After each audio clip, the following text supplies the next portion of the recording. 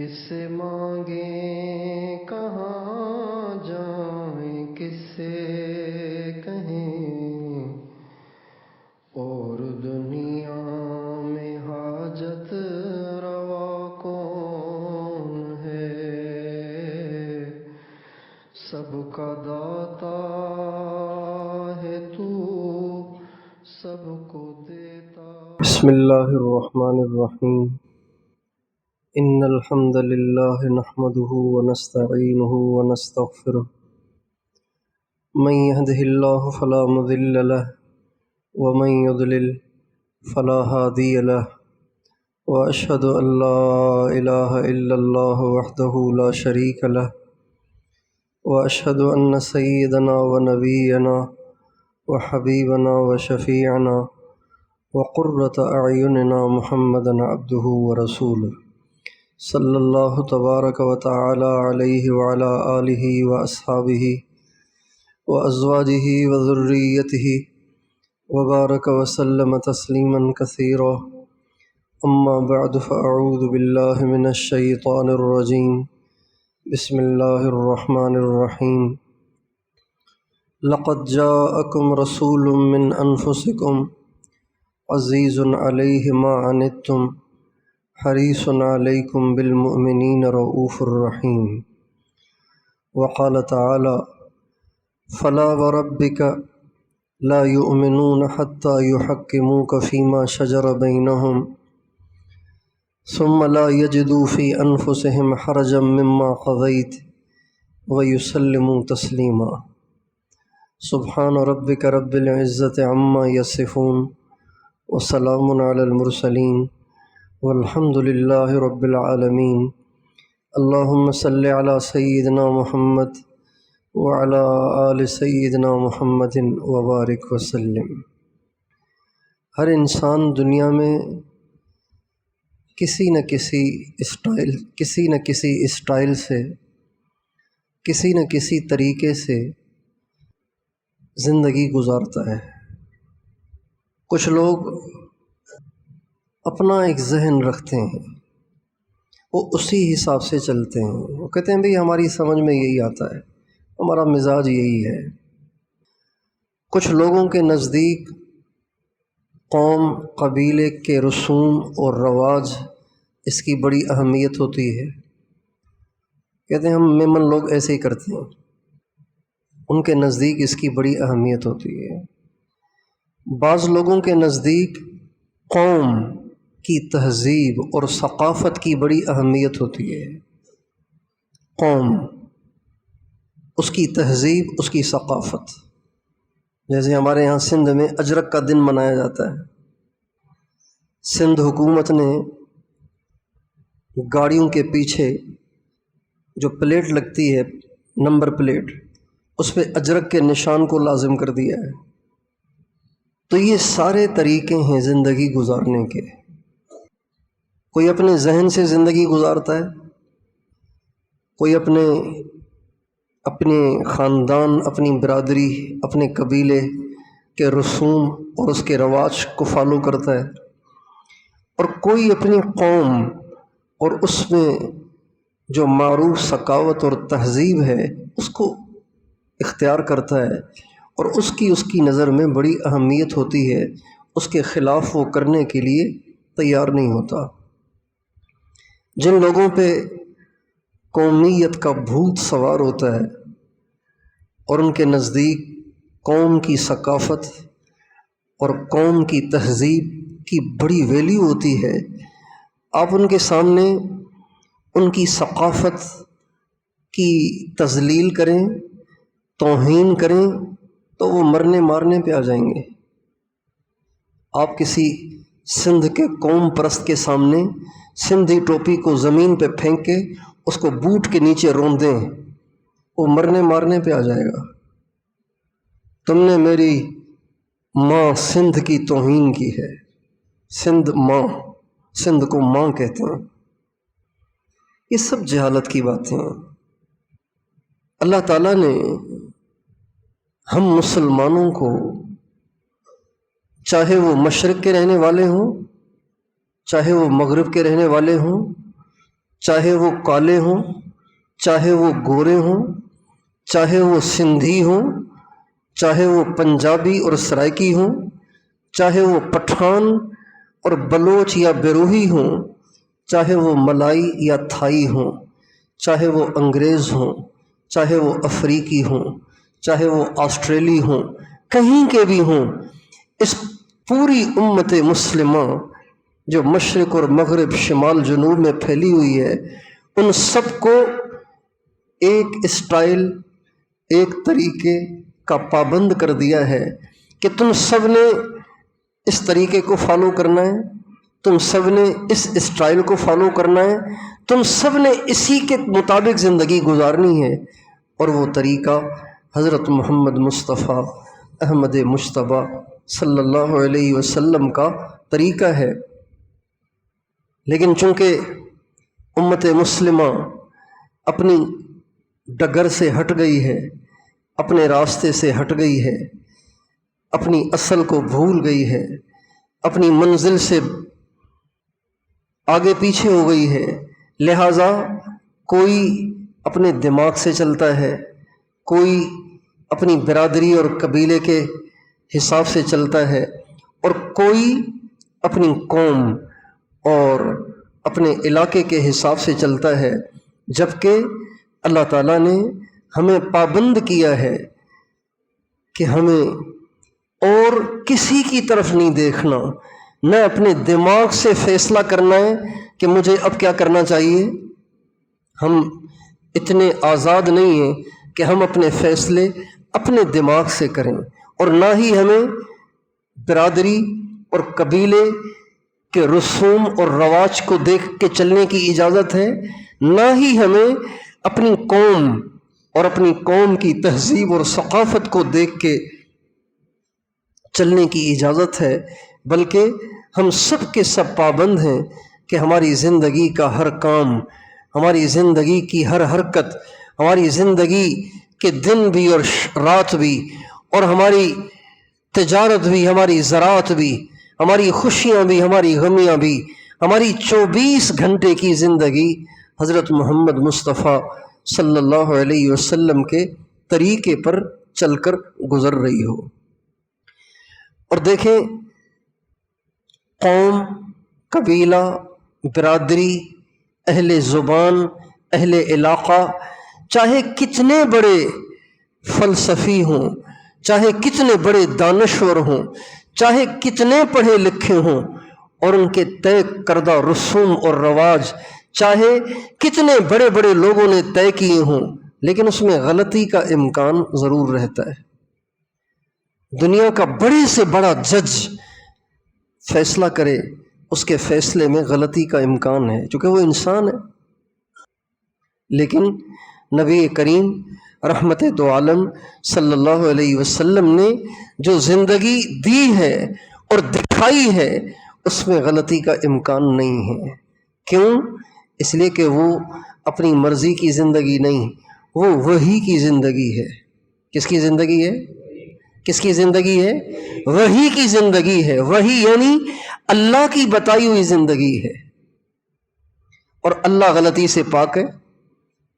اللہ نے کہا ماں کو یوں ہونا چاہیے، اللہ نے کہا باپ کو یوں ہونا چاہیے، اللہ نے کہا اولاد کو یوں ہونا چاہیے، اللہ نے کہا وزیر کو یوں ہونا چاہیے، بادشاہ کو یوں ہونا چاہیے، وڈیرے کو یوں ہونا چاہیے، اور چودھری کو ایسا ہونا چاہیے، اور خاوند کو ایسا ہونا چاہیے، اور بیوی کو ایسا ہونا چاہیے، اور پڑوسی کے ساتھ یہ سلوک ہونا چاہیے، اور ماں باپ کے ساتھ یہ سلوک ہونا چاہیے۔ یہ اللہ نے تجویز کیا ہے، اور اللہ کے تجویز کیے میں کوئی غلطی نہیں ہو سکتی۔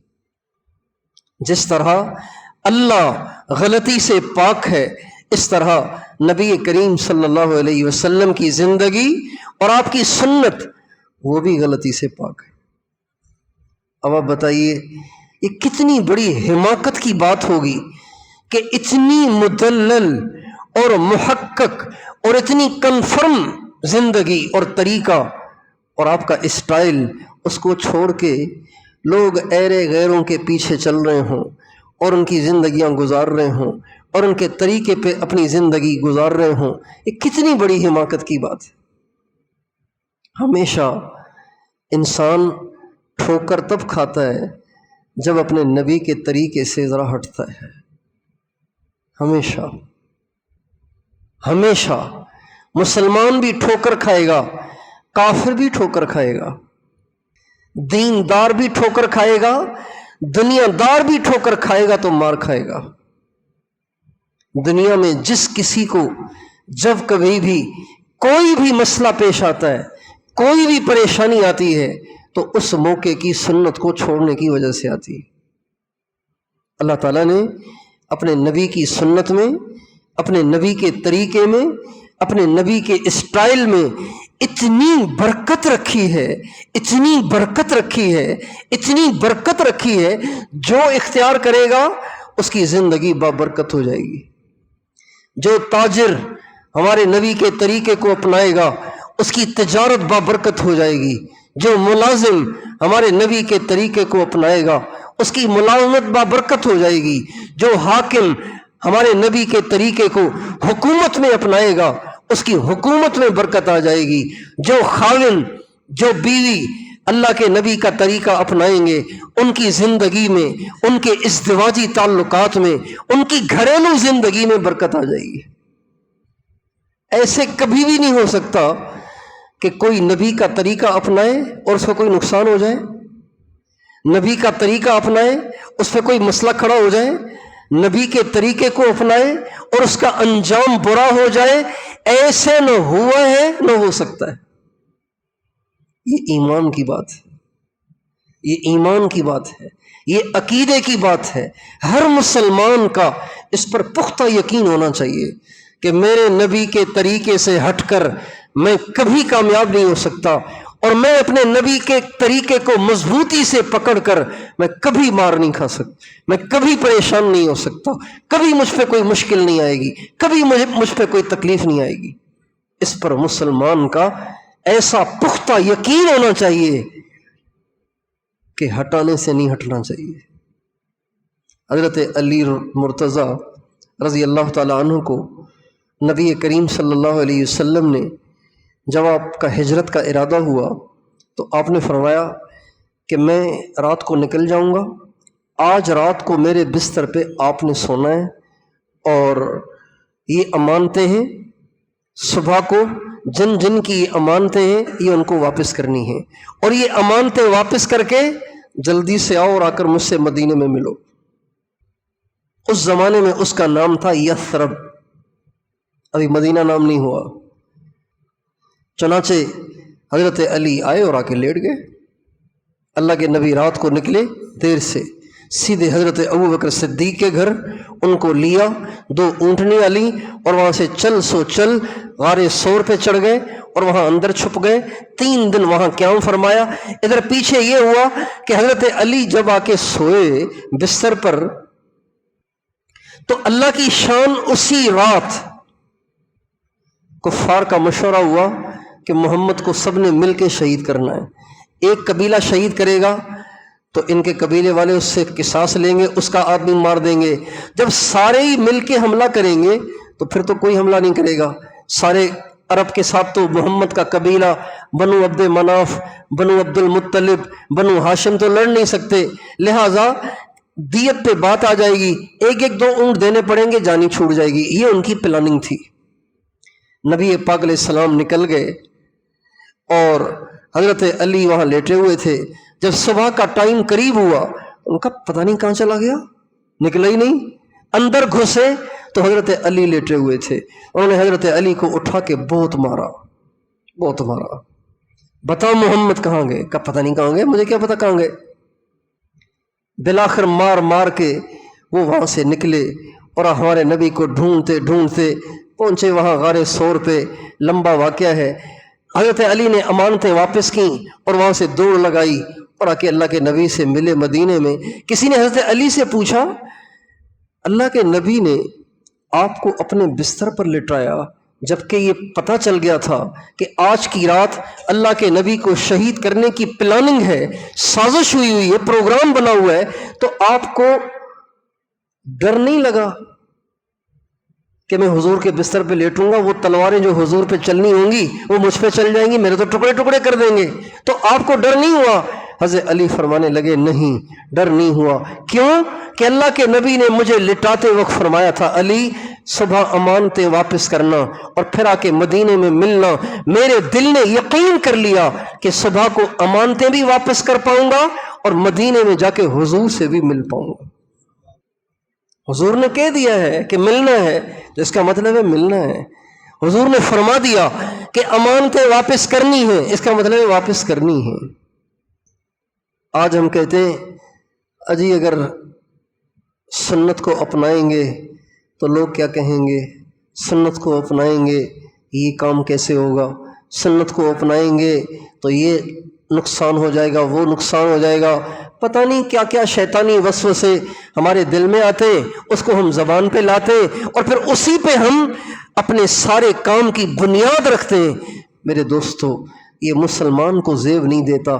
جو اللہ کے نبی کو آخری نبی مان رہا ہو اور جو اللہ کے نبی کو سچا رسول مانتا ہو اور ان کے طریقے کو سارے طریقوں سے اچھا زبان سے کہتا ہو، پھر بھی موقع آنے پر وہ اللہ کے نبی کے طریقے کو چھوڑ کر کفار کے طریقے کو اپنائے اور اپنی مرضی کی زندگی گزارے، تو یہ مسلمان کو زیب نہیں دیتا۔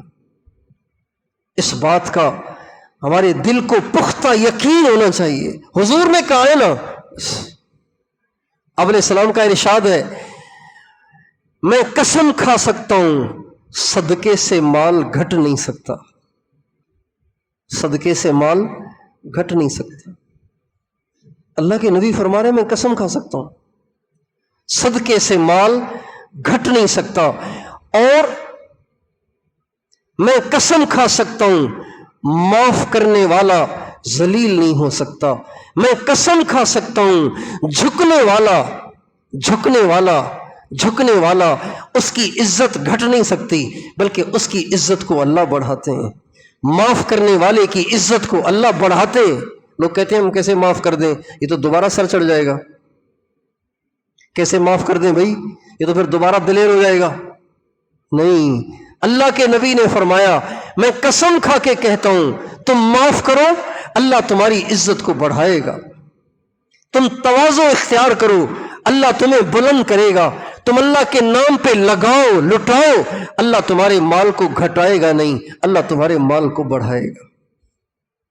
یہ جتنے مالدار ہیں ان کو شیطان نے یہ پٹی پڑھا دی ہے، لگاؤ گے تو کم ہو جائے گا۔ لگانے سے کم نہیں ہوتا، لگانے سے بڑھتا ہے۔ نظر آتا ہے کم ہوتا ہوا، لیکن لگانے سے کم نہیں ہوتا، اللہ لگانے والے کو بڑھا کے دیتے ہیں۔ نبی اکرم صلی اللہ علیہ وسلم کا ہر طریقہ مستند ہے، مستند۔ ہمارے نبی کی ہر سنت مستند ہے، ہمارے نبی کا ہر حکم مستند ہے، ہمارے نبی کے ہر کام میں برکت ہی برکت ہے۔ ایک سفر میں آپ علیہ السلام چل رہے تھے تو آپ نے اپنے صحابہ سے فرمایا آج رات کو آندھی چلے گی، کوئی کھڑا نہ ہو۔ آج رات کو آندھی چلے گی، کوئی کھڑا نہ ہو، کوئی باہر نہ نکلے۔ اللہ کی شان، دو آدمی کو پتہ نہیں کیا مجبوری پیش آئی، وہ بیچارے کھڑے ہو گئے۔ ایک ان میں سے بے ہوش ہو گیا اور ایک کو ہوا اڑا کے پہاڑوں میں پتہ نہیں کہاں جا کے پھینکا۔ جو بے ہوش ہو گیا اس کو جب ہوش آیا، اللہ کے نبی کے پاس آیا تو آپ نے فرمایا میں نے تمہیں روکا نہیں تھا کہ تم نے کھڑا نہیں ہونا، پھر تم کیوں کھڑے ہوئے؟ دیکھو اس کا کتنا برا انجام ہوا۔ اور دوسرا تو اس کو ہوا اڑا کے پتہ نہیں کہاں لے گئی۔ ان پہاڑوں میں جو لوگ رہتے تھے وہ ان کو اٹھا کے مدینے لائے ہمارے نبی کے پاس کہ جی یہ آپ کا آدمی پڑا ہوا تھا پہاڑوں میں، تو ہم نے اس کا ہوش میں آیا، ہم اس کو مرم پٹی کر کے آپ کے پاس لے آئے ہیں۔ اتنی سی بات میں اللہ کے نبی کے حکم کی خلاف ورزی ہوئی، نقصان ہو گیا۔ غزوہ احد میں ہمارے نبی نے 50 صحابہ کو ایک چھوٹی سی پہاڑی پہ کھڑا کیا، یہاں سے ہلنا نہیں۔ وہ ہلے، اس کا نتیجہ یہ ہوا کہ کفار کو غلبہ ہو گیا، پہلے مسلمان غالب تھے، پھر کفار غالب آ گئے، 70 صحابہ شہید ہو گئے، حضرت حمزہ کے ٹکڑے ٹکڑے کر دیے گئے، اور اللہ کے نبی کو اتنے زخم آئے کہ اللہ کے نبی بے ہوش ہو کر گر پڑے۔ اللہ کے نبی کی ایک بات کی نافرمانی، ایک بات میں جان کے نہیں، وہ بھی غلطی سے ہوئی، اتنا نقصان ہو گیا۔ آپ علیہ السلام نے ایک صحابی کو بٹھایا سالن پہ کہ تم نے بانٹنا ہے، آپ خود تشریف لائے کھانے کے لیے۔ آپ نے فرمایا بھائی ایک دستی تو دینا، دستی کہتے ہیں جانور کی اگلی ٹانگ کو، اس کا گوشت اچھا ہوتا ہے، ہر ٹانگ کا گوشت اچھا ہوتا ہے، لیکن ہمارے نبی اگلی ٹانگوں کا گوشت کھاتے تھے، پچھلی ٹانگوں کا گوشت نہیں کھاتے تھے، اس لیے کہ پچھلی ٹانگوں پہ پیشاب بھی گرتا ہے، مینگنیاں بھی گرتی ہیں، تو اگرچہ اس کو کھال پر گرتی ہیں، لیکن اللہ کے نبی کی طبیعت میں چونکہ احتیاط اور نفاست انتہا درجے کی تھی، اس لیے آپ جانور کی پچھلی ٹانگوں کا گوشت نہیں کھاتے تھے، اگلی ٹانگوں کا گوشت کھاتے تھے۔ تو بانٹنے والے سے آپ نے فرمایا دستی دینا ایک، اس نے دستی نکال کے دی، آپ نے کھا لی۔ فرمایا ایک اور دستی دینا، اس نے دستی نکال دی، آپ نے وہ بھی کھا لی۔ فرمایا ایک دستی دینا، اس نے کہا جی دستیاں تو دو ہی ہوتی ہیں حضور، دستیاں تو دو ہی ہوتی ہیں۔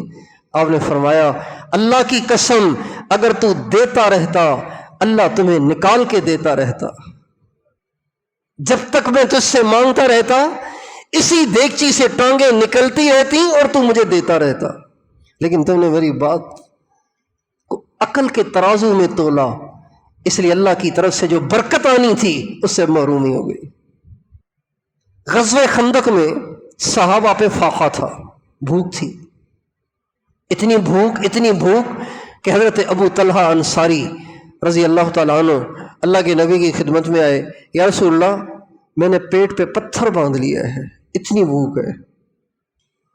تو ان کے ذہن میں تو یہ تھا کہ حضور کوئی انتظام کر دیں گے، تو بجائے انتظام کے حضور نے اپنے پیٹ سے کپڑا ہٹایا تو اللہ کے نبی کے پیٹ پہ 2 پتھر بندھے ہوئے تھے۔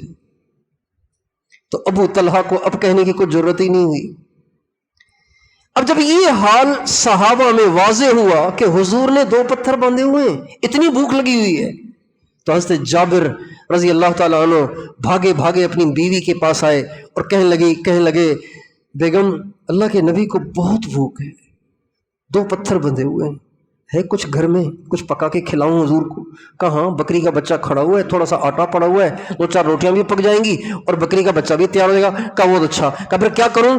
کہ تم حضور سے کہو کہ آپ اور چند صحابہ آپ کے ساتھ اور تشریف لے آئیں۔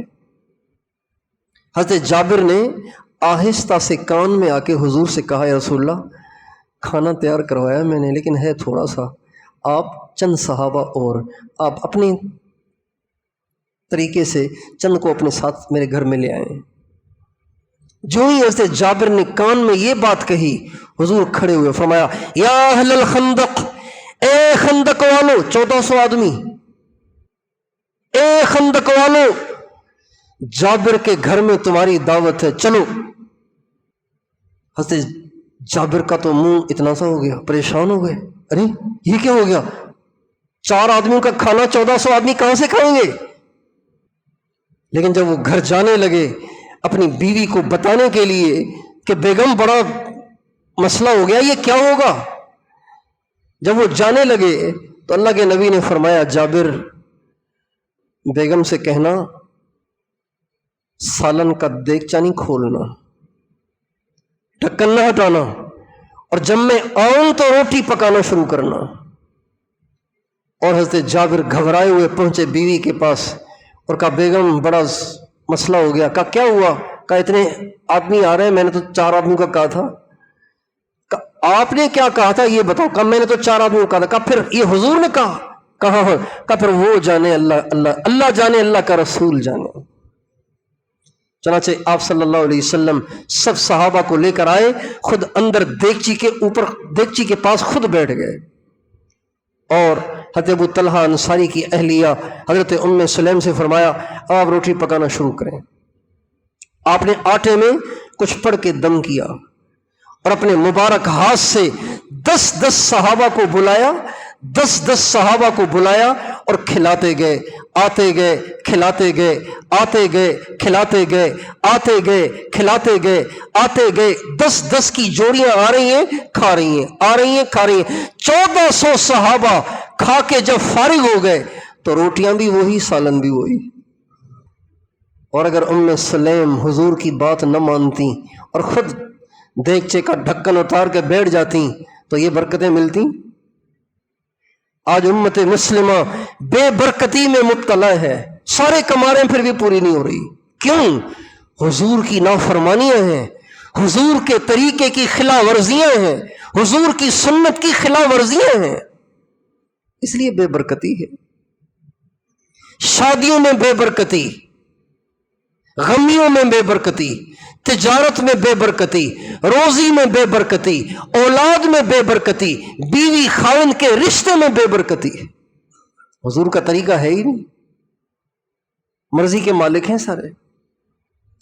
میرے بھائیو، جب تک امت مسلمہ اپنے نبی کے طریقے پہ نہیں آتی، اپنے نبی کے طریقے کو اپنی منزل نہیں بناتی، ہر مسلمان ہر کام میں یہ دیکھے کہ میرے نبی کا طریقہ کیا ہے، یہ نہ دیکھے زمانہ کیا کر رہا ہے، یہ نہ دیکھے کہ لوگ کیا کہہ رہے ہیں، یہ نہ دیکھے میرا دماغ کیا کہہ رہا ہے، یہ نہ دیکھے کہ آج کر کے بڑے بڑے دانشور اور مفکر کیا کہہ رہے ہیں، بلکہ یہ دیکھے کہ میرے آقا کا کیا ارشاد ہے۔ کتنی اچھی بات کہی علامہ اقبال نے، کہ محمد سے وفا تو نے تو ہم تیرے ہیں۔ اللہ اکبر۔ علامہ اقبال کہتے ہیں، اللہ کہتے ہیں کہ کی محمد سے وفا تو نے تو ہم تیرے ہیں۔ اگر تم محمد کے وفادار بن جاؤ تو اللہ تمہارا ہے، اللہ تمہارا ہے۔ اللہ جیسے مل جائے اسے پھر کس چیز کی ضرورت ہے؟ کی محمد سے وفا تو نے تو ہم تیرے ہیں، یہ جہاں چیز ہے کیا لوح و قلم تیرے ہیں۔ یہ دنیا کیا چیز ہے، ہم لوح بھی تیرے حوالے کرتے ہیں، قلم بھی تیرے حوالے کرتے ہیں، جو تقدیر تمہیں پسند ہے نا وہ تم خود لکھو، اس لیے کہ تم محمد کے وفادار غلام ہو۔ نبی کی ماننے والا کوئی آج تک ناکام نہیں ہوا، نبی کی نافرمانی کرنے والا آج تک کوئی کامیاب نہیں ہوا۔ اللہ تعالی ہم سے صرف یہ نہیں چاہتے ہم کلمہ پڑھتے رہیں، بس کلمہ پڑھ کے دائرے میں داخل رہیں۔ اللہ یہ چاہتے ہیں کہ ہم اپنے نبی کے سچے غلام بن کر اللہ کو دکھائیں۔ فلا وربک لا یؤمنون حتی یحکموک فیما شجر بینہم ثم لا یجدوا فی انفسہم حرجا مما قضیت ویسلموا تسلیما۔ اللہ تعالیٰ فرماتے ہیں تیرے رب کی قسم یہ مومن نہیں کہلائیں گے جب تک کہ ہر کام میں تجھے بیچ میں نہ ڈالیں۔ ہر کام میں بیچ میں کس کو ڈالنا ہے؟ حضور کو۔ ہر کام میں، تجارت میں بیچ میں حضور کو ڈالنا ہے، زراعت میں بیچ میں حضور کو ڈالنا ہے، شادی غمی میں بیچ میں حضور کو ڈالنا ہے، بود و باش میں، رہنے سہنے میں، اخلاق میں، رویے میں، سلوک میں، حلیے میں، شکل و صورت میں، لباس میں، ہر چیز میں حضور کو بیچ میں ڈالنا ہے۔ حضور آپ بتائیے کیا کرنا ہے، آپ فرمائیے کیا کرنا ہے۔ اللہ تعالیٰ فرماتے ہیں یہ جب تک تجھے بیچ میں نہیں ڈالیں گے اور تمہارے فیصلے کو دل سے تسلیم نہیں کریں گے اور اپنے دل میں کوئی کھٹکا بھی نہیں پائیں گے، تب پھر جا کے مومن بنیں گے، اس سے پہلے یہ مومن نہیں ہے میرے نزدیک۔ 3 باتیں، ہر کام میں بیچ میں حضور کو ڈالنا، پھر آپ کے فیصلے کو تسلیم کرنا اور دل میں ذرہ برابر کھٹکا نہ رہنا، یہ 3 باتیں ضروری ہیں اللہ کے ہاں مومن بننے کے لیے۔ تبلیغ میں چلا لگایا، داڑھی بڑھا لی، لیکن اب دفتر جاتا ہے تو بیچارے کو پیٹ میں مروڑ شروع ہو جاتے ہیں کہ داڑھی رکھ لی یار، لوگ کیا کہیں گے۔ داڑھی رکھ تو لی، تسلیم تو کر لیا، کھٹکا ابھی ہے، یہ داڑھی میں عزت نہیں سمجھ رہا۔ تبلیغ میں سے روزہ لگایا، کسی لڑکی نے برقع اوڑھ لیا، لیکن جب اسکول جا رہی ہے، کالج جا رہی ہے، یونیورسٹی جا رہی ہے، دل میں کھٹکا ہو رہا ہے اور احساس کمتری ہو رہا ہے، احساس کمتری ہو رہا ہے کہ یہ ساری بے پرد ایک میں ہی برقع اوڑھ کے آ گئی ہوں، کیا کہیں گی یہ؟ تو اس نے برقع تو اوڑھ لیا اور تسلیم بھی کر لیا، لیکن دل میں کھٹکا بھی ہے، لہذا اللہ کے نزدیک یہ بھی پوری مومنہ نہیں ہے، وہ بھی پورا مومن نہیں ہے۔ مومن تب ہے جب نبی کے طریقے کو اختیار کرے اور نبی کے طریقے کو اختیار کرتے ہوئے فخر محسوس کرے، اللہ کا شکر ہے نبی کا غلام ہوں، اللہ کا شکر ہے نبی کے طریقے پہ ہوں، اللہ کا شکر ہے نبی کی سنت پہ ہوں، اور جو اس طریقے سے ہٹا ہوا ہے وہ سب خسارے میں جا رہے ہیں۔ ہمارے حاج صاحب نے یورپ کے 50 ملکوں کا سفر کیا بائی روڈ، تو فرمانے لگے جب میں گیا یورپ اور وہاں میں نے بائی روڈ سفر کا تہیہ کیا تو وہاں کی ایجنسیاں بھی میرے ساتھ ساتھ چلنے لگ گئیں کہ بھئی یہ کیا کرتے ہیں، کیا کہتے ہیں یہ؟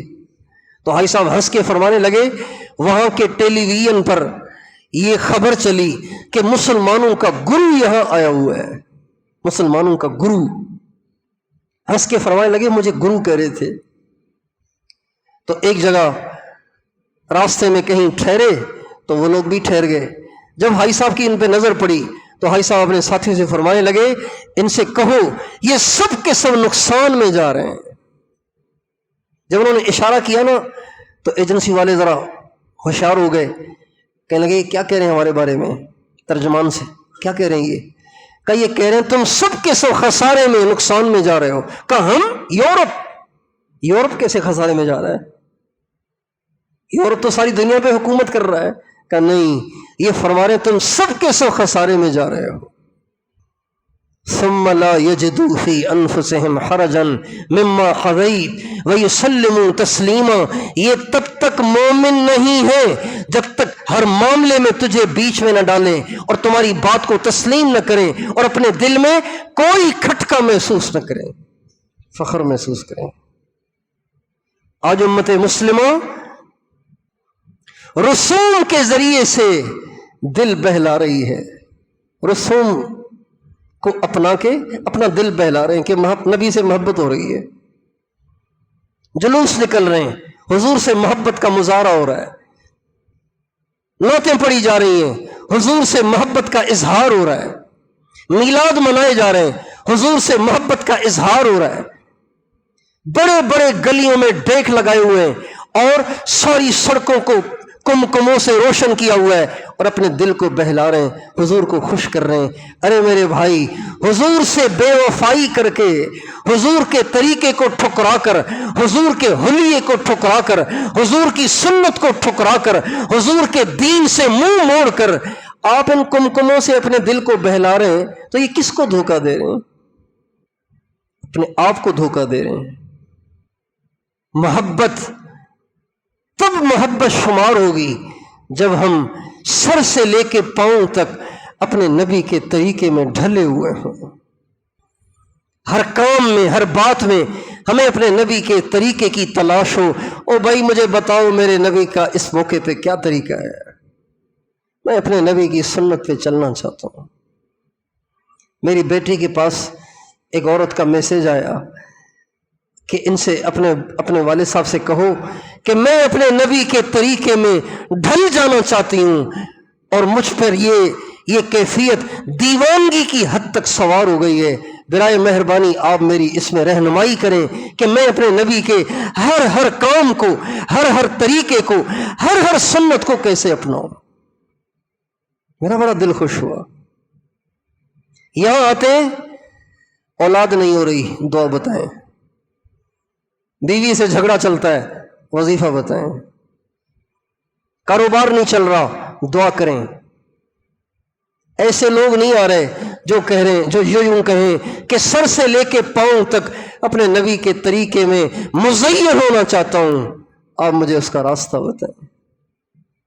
اللہ تعالیٰ نے ہمارے نبی کی اطاعت میں ایسی برکت رکھی ہے کچھ نہ پوچھو۔ ایک شخص ہمارے نبی کے پاس آئے، یا رسول اللہ میرے گھر میں تنگی بہت ہے، ہموم و غموم، ہموم بھی ہیں غموم بھی ہیں۔ ہموم کہتے ہیں ٹینشن کو، سوچیں، فکریں، ہموم، اور غموم کہتے ہیں غموں کو۔ ہموم بھی بہت، غموم بھی بہت، تنگی ہے، پریشان ہوں، مسائل ہیں، کیا کروں؟ آپ نے فرمایا جب بھی گھر میں داخل ہو سلام کہہ کے داخل ہوا کرو، اور درود پڑھ کے داخل ہوا کرو، سورہ اخلاص پڑھ کے داخل ہوا کرو۔ حضور نے فرمایا، اس نے کرنا شروع کر دیا۔ صحابہ یوں نہیں سوچتے تھے اچھا والا سلام کرنے کا روزی کے ساتھ کیا تعلق ہے؟ آپ بتاؤ، سلام کرنے کا روزی کے ساتھ کیا تعلق ہے؟ آپ یوں کہتے ہیں بھائی دکان جہاں لگی ہوئی ہے نا یہاں سے ہٹاؤ، یہاں نوسط ہے، فلاں جگہ دکان کھول لو، یہ تو سمجھ میں آتا ہے۔ بھائی یہ جو کاروبار کر رہے ہو نا یہ ٹھیک نہیں، آپ فلاں کاروبار شروع کر لو، اس میں زیادہ آپ کو نفع ہوگا، یہ تو سمجھ میں آتا ہے۔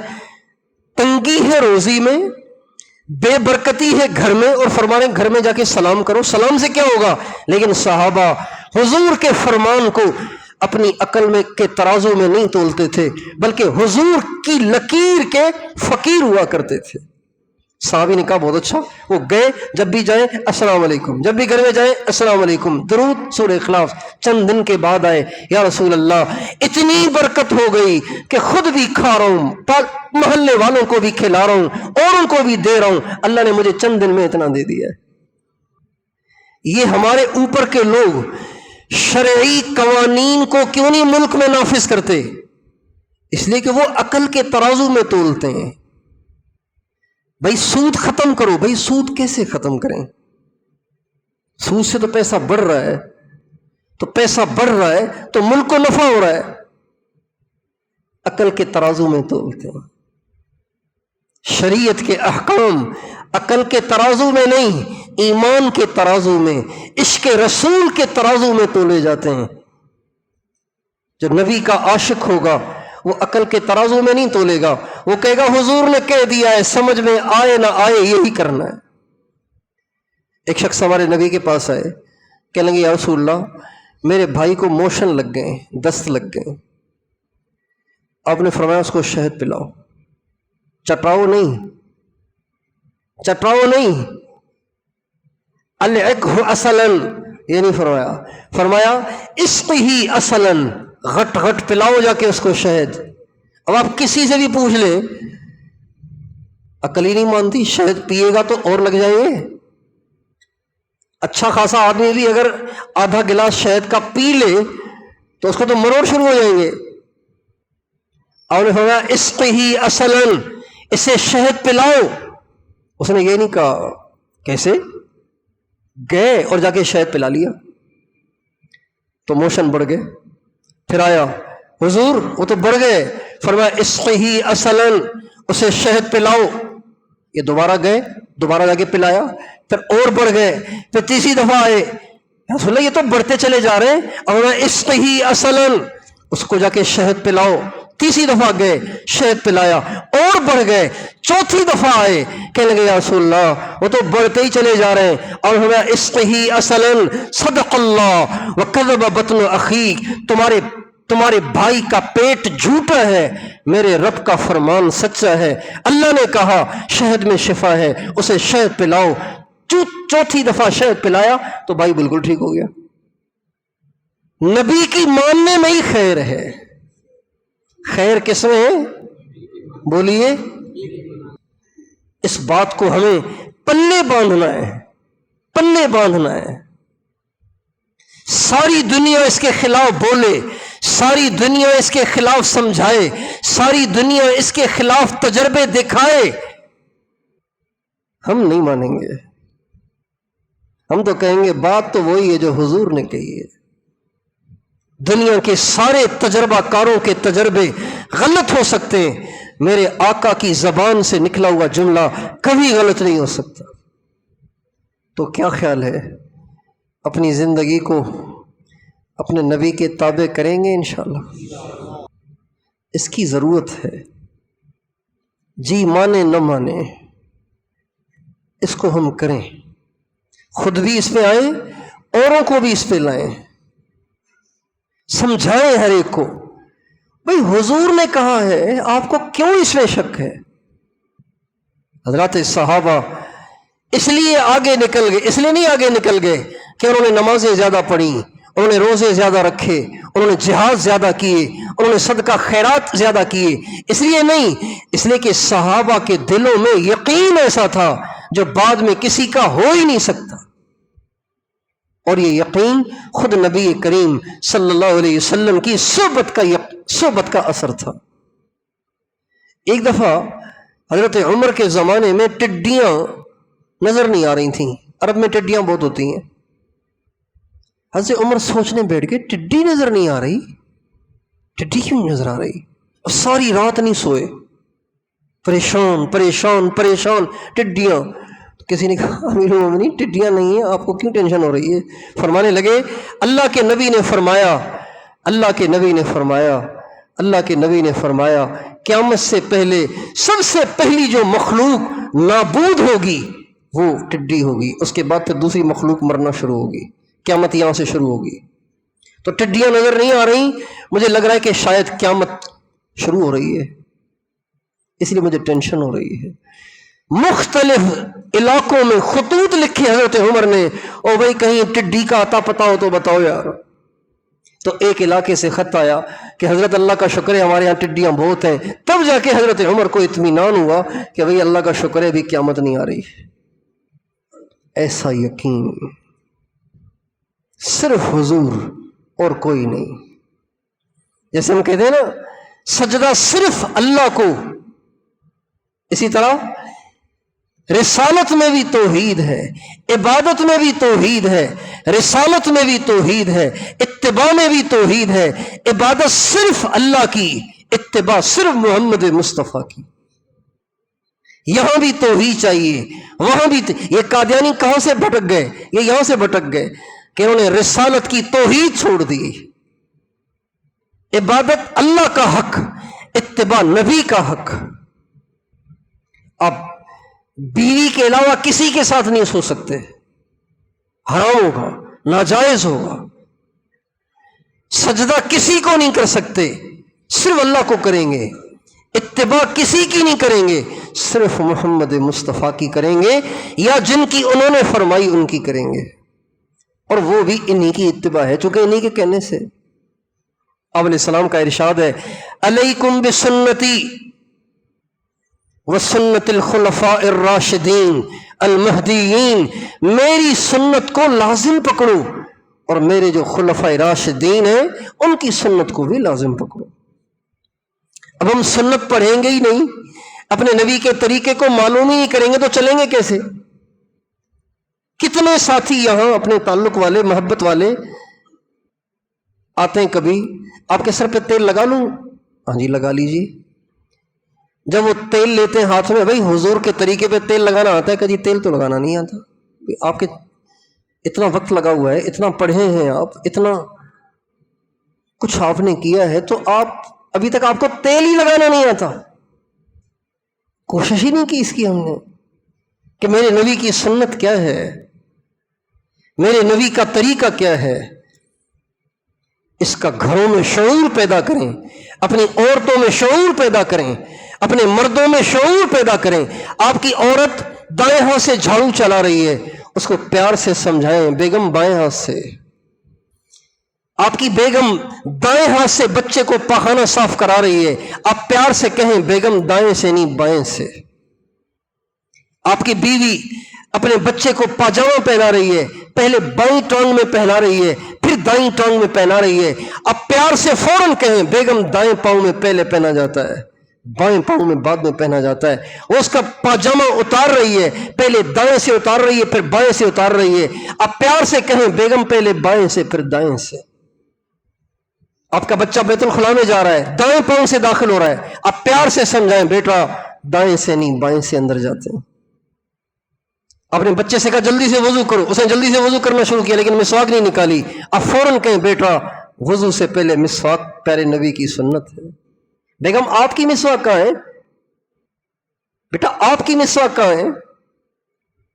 اب یہاں دینداروں کی بھی بچیوں کے سر ننگے، اس لیے کہ بالغہ نہیں ہے، بھئی ابھی تو 8 سال کی ہے، کیا 8 سال کی بچی کا سر ننگا کرنا سنت ہے یا ڈھانکنا سنت ہے بھائی؟ ہمارے نبی نے بلوغت کے بعد نہیں تربیت کی، آپ بلوغت سے پہلے سے تربیت کرتے تھے، بلوغت سے پہلے سے تربیت کرتے تھے۔ حضرت انس فرماتے 8 9 10 سال کی ان کی عمر ہے، حضور کے ساتھ کھانے پہ بیٹھے ہوئے، بچہ ہے، کبھی ادھر سے ہاتھ ڈال رہے ہیں، کبھی ادھر سے ہاتھ ڈال رہے ہیں، کبھی یہاں سے کھا رہے ہیں، کبھی وہاں سے کھا رہے ہیں۔ آپ نے فرمایا یا غلام سم اللہ، پہلے اللہ کا نام لو، بسم اللہ پڑھو، وکل مما یلیک، اور اپنی طرف سے کھاؤ، اللہ کا نام لو، اپنی طرف سے کھاؤ۔ چھوٹے بچے کو حضور سمجھا دو۔ حضرت عبداللہ ابن عباس رضی اللہ عنہ فرماتے میں اللہ کے نبی کے ساتھ سواری پہ پیچھے بیٹھا ہوا تھا، آپ نے فرمایا یا غلام انی اعلمک کلمات احفظ اللہ یحفظک احفظ اللہ تجدہ تجاہک، بیٹا میں تمہیں چند باتیں سکھاؤں، ان کو ذہن نشین کرو۔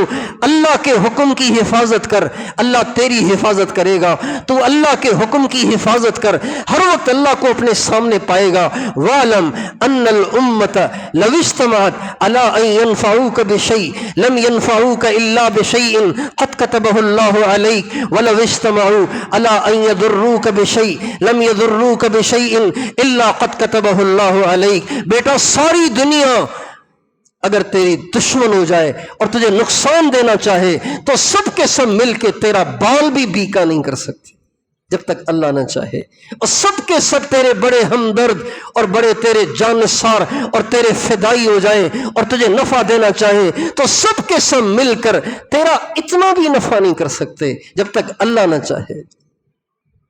یہ حضور کی تربیت ہے بچوں کے لیے۔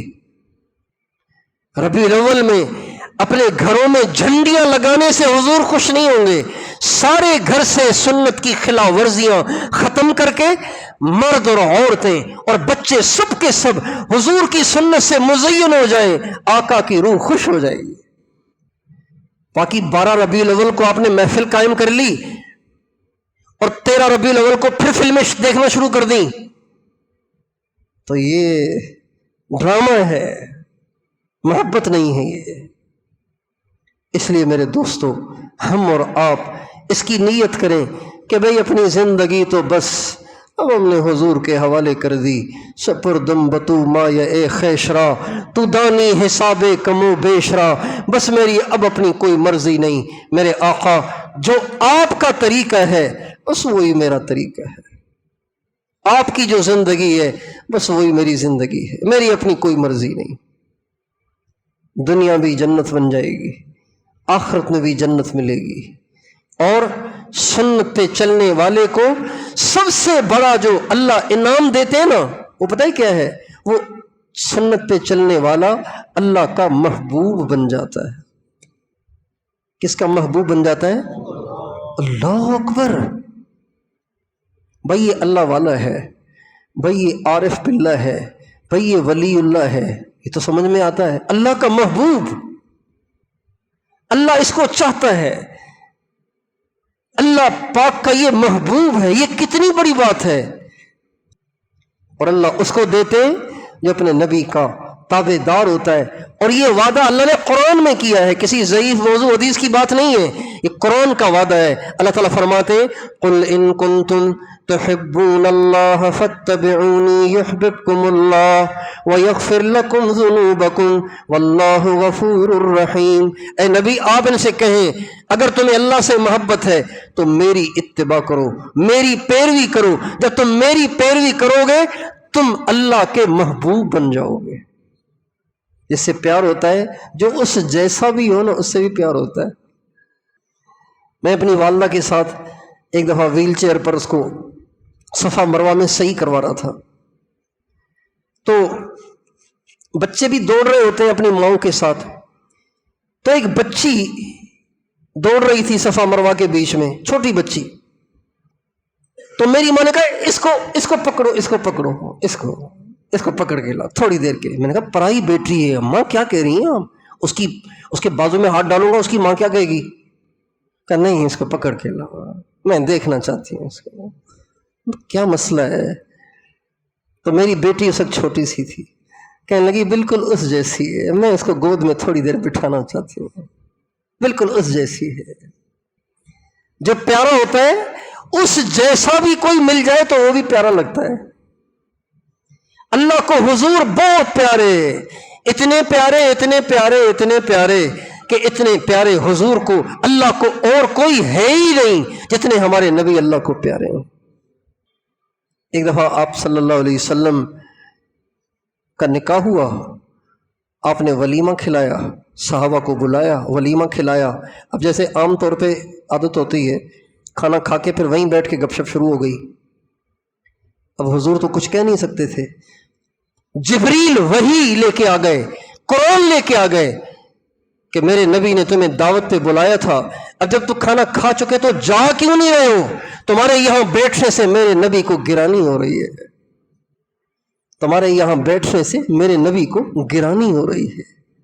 بدو آئے، ہمارے نبی کے دروازے پہ آ کے کھڑے ہوئے، یا محمد اخرج الینا، اے محمد باہر آئیے، ہم آپ سے ملنے آئے. ابھی وہ کھڑے تھے کہ جبریل آ گئے، لا تجعلوا دعاء الرسول کدعاء بعضکم بعضا، اے بدوؤں کی جماعت، میرے نبی کو ایسے مت پکارو جیسے ایک دوسرے کو پکارتے ہو. میرے نبی کو پکارنا ہے پیار سے، محبت سے پکارو، نام لے کے نہیں، لقب سے پکارو. لیکن اس سے بھی بہتر یہ ہے کہ تم یہاں کھڑے رہتے، جب حضور باہر آتے پھر مل لیتے. یہ اللہ سکھا رہے ہیں کہ میرے نبی کے ساتھ ایسے رہو. لا ترفعوا اصواتکم فوق صوت النبی ولا تجهروا له بالقول كجهر بعضكم لبعض ان تحبط اعمالكم وانتم لا تشعرون. مسلمانوں اپنی آواز کو میرے نبی کی آواز سے اونچا نہ کرنا، ساری زندگی کی تمہاری نیکیاں میں برباد کر دوں گا، تمہیں پتہ بھی نہیں چلے گا. اور جرم کیا؟ آواز میرے محبوب سے اونچی کیوں کر لی، یہ جرم. اتنی محبت کرتے ہیں اللہ حضور سے. تو بھائی اپنی زندگی اپنے پیارے نبی کے نقش قدم پر گزارنے کی نیت کرتے ہیں. نقش قدم نبی کے ہیں جنت کے راستے، اللہ سے ملاتے ہیں سنت کے راستے. سنت پہ چلو اللہ سے مل جاؤ گے، نبی کے نقش قدم پہ چلو گے تو جنت ملے گی، نبی کی سنت پہ چلو گے تو اللہ ملے گا. ہر سنت حضرت پہ چل، سر کے بل اے دل، کر دے جو خدا تجھ کو ادب دان محمد. میں ہوں میرے ماں باپ ہوں قربان محمد. ایک صحابی رضی اللہ تعالیٰ عنہ کی اللہ کے نبی کے بعد بینائی چلی گئی. کسی نے کہا اس کا علاج ہو سکتا ہے بالکل آسانی سے، بہت آسانی سے اس کا علاج ہو سکتا ہے. تو فرمانے لگے مجھے علاج کروانا ہی نہیں. کیوں؟ کہ یہ آنکھیں جس کے لیے تھیں وہ تو چلے گئے، اب ان آنکھوں کا کیا کروں گا، اب میں اندھا ہی ٹھیک ہوں. تو اس لیے بھائی ہم اپنی عورتوں، اپنے بچوں، مردوں، عورتوں، سب میں یہ شعور پیدا کریں طریقہ حضور کا. بس پوچھیں، ہر بات میں پوچھیں یہ حضور کا طریقہ ہے، یہ حضور کا طریقہ ہے. تبلیغ والے کہتے ہیں نا ہماری آپ کی دنیا کے تمام انسانوں کی کامیابی اللہ کے حکموں میں، نبی کے طریقوں میں ہے. اللہ سے ہوتا ہے، اللہ کے غیر سے کچھ نہیں ہوتا. اس بات کا یقین دل میں آ جائے، اور نبی کے طریقوں میں کامیابی اور غیروں کے طریقوں میں ناکامی کا یقین دل میں آ جائے. سنا ہے کہ نہیں سنا؟ ایک آدمی نو مسلم فرانس کا آیا رائیون میں. اب اس نے تو یہ سنا ہوا تھا حضور کے طریقوں میں کامیابی کا یقین، غیروں کے طریقوں میں ناکامی کا یقین. ایک پاکستانی کو دیکھا، اس نے سفید کپڑے دھوئے پھر نیل لگا رہا تھا اس کو. تو اس فرانس کے نئے مسلمان کو بڑی حیرت ہوئی، تو وہ جلدی سے آیا کہنے لگا کیا یہ سنت ہے نیل لگانا؟ تو پاکستانی کا اتنا سا منہ ہو گیا. وہ تو بیچارہ یہی سن کے آیا تھا کہ مسلمان تو بھائی رائیون جا رہا ہوں میں، تو وہ تو سنت کی دعوت ہے لہذا وہ بھی سنت ہی پہ چلتے ہوں گے، ہر کام ایسے ہی کرتے ہوں گے، ہر کام سنت. اور پوچھیں علماء سے، مفتیان کرام سے پوچھیں، رہنمائی لیں. کم قسمتی سے آج ہمارے میڈیا نے ہماری ساری نسل کو علماء سے اتنا متنفر کر دیا ہے کہ اب ان کا دل ہی نہیں کرتا علماء کے پاس جانے کو. ہمارے ایک بزرگ فرمایا کرتے تھے، جو شخص یا جو جماعت یا جو پارٹی یا جو تحریک علماء سے کاٹ رہی ہو، علماء کے خلاف ہرزہ سرائی کر رہی ہو، تحقیق کرو، کہیں نہ کہیں اس کی ڈور یہود ہلا رہے ہوں گے، کہیں نہ کہیں اس کی ڈور کون ہلا رہے ہوں گے؟ بولیے۔ یہ ہمارے ایک بہت پرانے بزرگ فرمایا کرتے تھے۔ انگریز جب ہندوستان میں قابض ہوا تو اس نے سب سے پہلا کام یہ کیا، یہ میں نے حاجی صاحب سے سنا، سب سے پہلا کام یہ کیا کہ علماء سے لوگوں کو متنفر کرنے کی محنت شروع کی اور لوگوں کو مزاروں سے جوڑا۔ دعا کے لیے وہاں جاؤ، یہ تو سارے پیٹ کے پجاری ہیں، یہ انگریز نے ذہن دیا۔ دعاؤں کے لیے جاؤ مزاروں پر، اور علماء تو سارے کے سارے معاشرے کے بیڑا غرق ہونے کا ذریعہ ہیں، یہ اس نے ذہن بنایا جس کے جراثیم اب تک ہم دیکھ رہے ہیں۔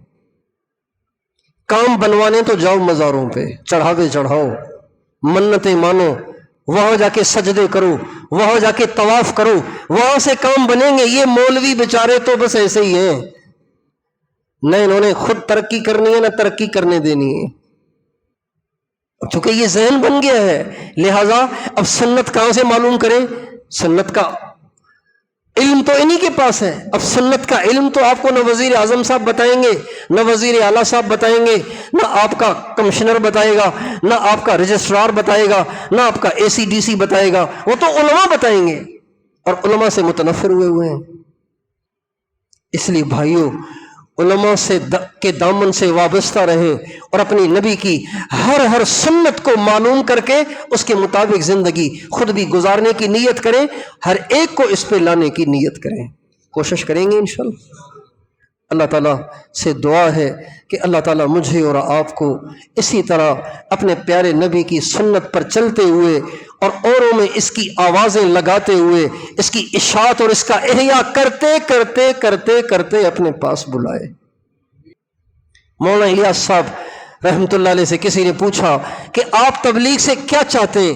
فرمایا جمیع ما جاء بہ النبی صلی اللہ علیہ وسلم، وہ تمام باتیں جو حضور لے کر آئے ان سب کا احیاء چاہتا ہوں، ان سب کو زندہ کرنا چاہتا ہوں، ساری دنیا میں اسے عام کرنا چاہتا ہوں، اور میرا کوئی مقصد نہیں۔